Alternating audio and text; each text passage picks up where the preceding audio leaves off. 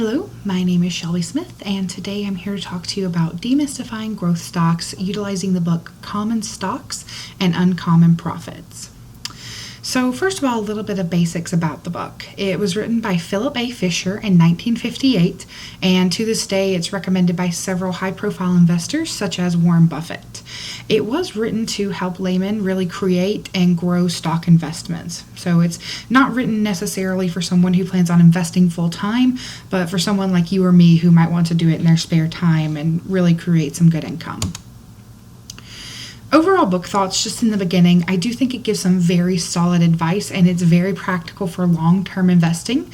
However, it's not very practical for short-term investing, and you will find some dated examples and application methods, such as there are several instances where the women's role in the workplace is maybe a little bit dated, and applications of research is done more by books and telephone, whereas now we would use Google or some other search engine. So this entire book really centers around what Fisher likes to call the scuttlebutt method. When you look up the definition, scuttlebutt is literally gossip. And that was Fisher's entire idea, is that you shouldn't spend all of your time pouring necessarily through the company's financials, but talking to people, talking to employees, ex-employees, researchers, competitors, to really get the answers to what would help you find a good growth stock. So he actually came up with 15 questions that you should ask. Really what we're looking for here is a stock that you can get in on that would actually be not just a short-term investment, but actually give you long-term gains. Not even, really deterred by even a downward economic cycle. So the first question is, does the company have products or services with sufficient market potential to make possible a sizable increase in sales for at least several years? What Fisher was really looking for here is, even if, let's say, you have the best product in the world, well, if that product is only good for 100 people, it's not really going to do you any good in the long term. And so here he's saying, let's make sure that their products are actually meant for a fairly large market. The second question is, does the management have a determination to continue to develop products or processes that will still further increase total sales potentials when the growth potentials of currently attractive product lines have largely been exploited? You're going to notice a lot of his questions really center around research and development. Back in 1958, this was sort of really a budding thing for a lot of companies, but it's more relevant than ever today. And so looking at this, he's saying, if you have product A and it's a fantastic product, what are you doing to not only push this product forward, but also to have better products coming behind it that will suit growing markets? Question 3 really rolls into that, is how effective are the company's research and development efforts in relation to its size? When taking a look at this, it can be very easy to want to say, okay, company A has spent $4 million this year, company B has spent $8 million this year in research and development, therefore company B is the better company. What Fisher is arguing here is that we look at, relative to its size, against similar sized competitors in a similar industry, how well are the research and development efforts being utilized? You can check this out by also looking at earnings per share that you would find, and also relationships R&D dollars, to sales for that particular business, as well as similar businesses in the industry. The fourth question is, does the company have an above average sales organization? This is self-explanatory. You can have the best product in the world, but if you don't have good people pushing it, the world will never know about it. The fifth question is, does the company have a worthwhile profit margin? We've all seen throughout business schools that there are companies who have small margins, but they actually make up for it in terms of their volume. Fisher argues that if you're actually looking for a long-term growth stock, that this can't be the case. Having a large profit margin, or at least a fairly decent profit margin, is what will allow a company to really soar even during the economic downturns. And relating to the last question is, what is the company doing to maintain or improve its profit margins? If a company has a 30% profit margin, what are they doing to get 31%? Or at least, what are they doing to cut down their cost so that in a downturn they will be able to keep that 30%? Next is, does the company have outstanding labor and personnel relationships? This can come very important, really in any industry, but it can most be seen in industries such as the automotive industry. In the automotive industry, we see it every 4 years with the United Auto Workers Association, to where if those relationships aren't kept tight throughout the years, it can actually lead to weeks of strikes, and those strikes can cost the company hundreds, if not thousands or millions of dollars. Question 8 is, does the company have outstanding executive relations? No matter whether you have the best CEO in the world, if you have the best HR manager, the best CFO, if they don't come together and work, Fisher really offers that this is going to cause friction where each person will be trying to work for their own good and not necessarily the benefit of the company. The next question is, does the company have depth to its management? What he's really getting at here is, yes, first of all, you need to have a very well-functioning team, but this can't just be a one-man operation for each of those positions. If you have a fantastic CEO, do you have someone behind him to where if something happens and he leaves, or if he goes to another company, is there someone there that can backfill him without really causing a huge detriment to the company? Question number 10 is, how good are the company's cost analysis and accounting controls? Without really getting into depth, this is where Fisher says that companies need to be aware of where their costs are going for each product. This may be available in either their annual report or specialty reports that they put out, and this is actually one where Fisher does encourage you to go look towards the more analytical sides of things. He does argue that if a company does not know where their highest costs are, or where their costs are in general, that they can't really effectively go after those high profit margins or make their organization lean in any method. Question 11 is, are there other aspects of the business that are somewhat peculiar to the industry involved, which will give the investor important clues as to how outstanding the company may be in relation to its competitors?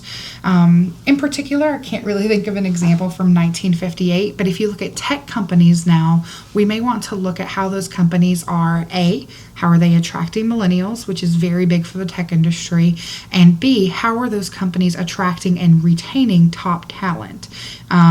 Those are questions that, yes, might be relevant to other industries, but are more heavily so weighted to the tech industry, and so it might be considered something that is peculiar to the industry that we would want to look into. Question 12, does the company have a short-range or long-range outlook in regards to profits? A short-range outlook is great for day traders, but a long-range outlook is really what we're looking for when we're trying to find those long-term growth stocks. Question 13 is, in the foreseeable future, will the growth of the company require sufficient equity financing so that the larger number of shares then outstanding will largely cancel the existing stockholders' benefit from this anticipated growth? That's a mouthful. What it's really asking is the growth that the company is looking to have, will they be able to finance it without having to give out further equity that would dilute the profits that would go back into the current shareholders? That's not something that's necessarily easy to find out, but you can take a look at what the company is foreseeing in terms of financing in the near future and use your best judgment when gauging it against other companies to see if you feel like these figures are correct or if they'd have to do equity financing down the road. Question 14 is, does the management talk freely to investors about its affairs, but when things are going well, but clam up when troubles and disappointments occur? We saw this really back in 2007 and 2008, when beforehand companies were very open to tell you about their fantastic products, about their great marketing efforts, about their great profits. However, when it came time for bailouts, bankruptcies, the entire economic turndown, you really saw a lot of officials, clamming up, not really wanting to tell the public much of anything. Now in 2016, transparency is more key than ever, but still, taking a look at those companies that are fully transparent all the time is what Fisher argues will let you make a more informed decision about the best growth stock, and that companies who are more transparent seem to be the longer lasting companies, even in 1958. The final question is really important today as it was in 1958, and that is, does the company have a management of unquestionable integrity? If your upper level management, your CEO, your CFO, any of your vice presidents, whether it be sales, operations, anything, if they do not have unquestionable integrity, then they may do something that would, yes, make themselves look good in the short term, but could really be the long-term detriment of the shareholders and stockholders. So that's really what the bulk of the book is about. But Fisher does recognize that we don't all have time to sit on our computers to constantly research these companies. And so he recommends that if you don't have time and you do have the income, that you should actually pick an advisor. And so if you're going to pick an advisor, he recommends that they have to have a minimum of 5 years performance, that they seem to have a long-term view, and that you only invest what is truly your surplus funds. So he's saying, don't just invest what's over, having enough to eat and put gas in your car and pay rent. Only invest that which is truly surplus. So you can still enjoy your life, still go out every now and again, but you do have those surplus funds that you can give. So that way, if an emergency were to come up, you still have your savings. He also says that an advisor should be able to tell you the best times of knowing when to buy or sell. Kind of as an overview, he does say that knowing when to buy, this is the key time when he says it's a good idea to use economic data. He's not just talking about economic data of the company, but also of the industry, the nation, and the global economy as well, just to see, if this is an economic downturn or if this is something maybe industry related, to know if it's a good time to buy. Also, once again, he says, go back to the basics of Scuttlebutt. Talk to people. Do your own research. Call up that ex-employee. Call up your friend in the industry just to kind of get a feel of what's going on, because people can tell you things that real numbers just can't do. When it comes to when to sell, Fisher is very adamant about if you pick a long-term growth stock, there should very rarely be a reason to sell. The first and foremost is if a personal life issue comes up. Fisher is a very down-to-earth person in this book, and he says that number one time to sell is that if you immediately need the money, such as for medical expenses, your house burning down, something major you need that money for. But then he actually lists 3 reasons why, just from a purely financial perspective, you may want to sell. The first is that you made a bad investment in the first place. You went through the 15 key factors and somehow you missed one. And if that was the case, then you should sell that stock once that becomes apparent. Secondly, kind of rolls into that, is that it no longer fits the 15 investment criteria. And finally, a better stock has become available that now matches the criteria. So in the beginning, you could have had a fantastic stock that perfectly matched all 15 points, and maybe it slacked off a little bit. But then you find company B, who also fits those 15 points and appears to have a higher growth potential and also more closely aligns. At that point, Fisher says that it is appropriate to sell your stock in company A to pursue company B, even though company A still meets those 15 points. Just some final thoughts on the books is that it does offer some do's and don'ts of buying and selling, which Fisher coins his 5 don'ts and his 5 more don'ts, but we would run out of time if we tried to cover all of that. The book also has a section when it comes down to dividends as well, discussing why they are both a good and bad thing when it comes to investor relations. And finally, I did just want to touch base on the methods of research, because Fisher does spend an entire chapter discussing these methods. However, I feel they're a little dated for our time. Yes, talking to people is still very important, but rather than picking up a telephone book, we will go to white pages. We will go to Google. We will reach out to our professor, such as the one teaching this course, to really get that one-on-one communication.